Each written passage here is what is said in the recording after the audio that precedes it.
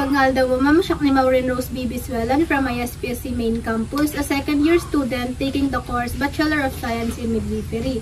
So, ma'am, dato'y nakatatamnog health teaching tungkol iti pregnancy. So, first, ma'am, kat prenatal check-up. Iso dahito DJ, regular mga panagapan iti RHU na hospital, tapno maamuan or ma-check no, dapat komplikasyon or dapat sakit mo nga mabalinto nga maka-apektar kini baby. So, next, kat nutrition. Dito ma'am, kat dapat ipapaunag yung makmakan kat nasusustansya. Kasi dijikan kanom, isumot lang tikan ka ni baby. Kat nul, basit ti nutrients nga ipapaunag mo, mabalinto na nga maka-apektar yung growth and development ni baby dito nagtichan mo. So next ma'am, kod immunization for mothers. Dati may tudok to kanya mga tetanus toxoid na 5. Yung tetanus toxoid 1, may tudok to as soon as possible nga maamuan nga masigog ka. Awan pa lang ti protection na kanyam, 10 years of protection na. Tapos tetanus toxoid 2 ma'am, may tudok after 1 month. So dito mang protect kanyam iti 80% for 3 years. Yung tetanus toxoid 3 may tudok to after 6 months. Adaan so natin 95% nga mang protect kanyam iti 5 years. Yung tetanus toxoid 4 may tudok to into no next nga pregnancy yung tumanan o 5 to 6 months. Adaan so natin 99% of protection kin maprotektaran na ka for 10 years. Tapos digit tetanus toxoid 5 ma'am kat may tudok to matlang 5 to 6 months during your next pregnancy. At daan mo lang sunat 99% of protection nga mang protect kanyang lifetime. So next ma'am, kat dati birth spacing. So ti recommended nga birth spacing uno ba ti panagsikog ma'am kat 3 to 5 years. So next kat coaching during delivery.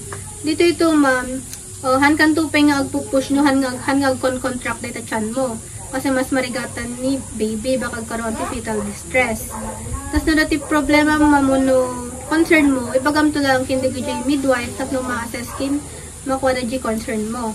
So next ma'am, kat dati cord care.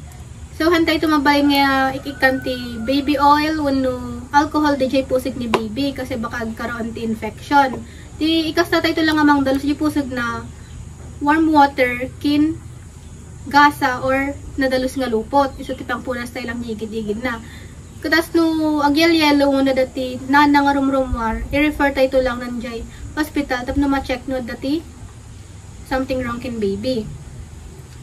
So next kat breastfeeding. For the first 6 months ma'am, exclusive breastfeeding tayo laang. Mari tayo nga pa dededaan ti dano mo no ikikan pa ti solid food ni baby. Dapat ka DJ pa laang tubog ti susom.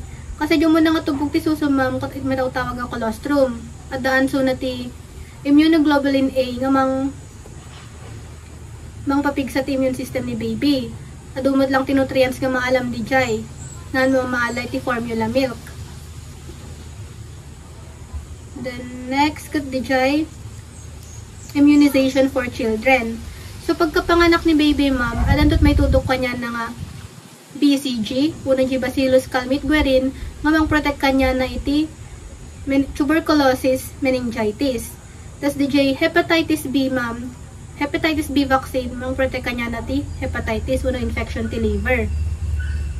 Tas di sumarsaronan ton nga bulan ma'am, may tudok to kanya na DJ oral polio vaccine, inactivated polio vaccine, measles, mumps, rubella, pneumococcal conjugated vaccine.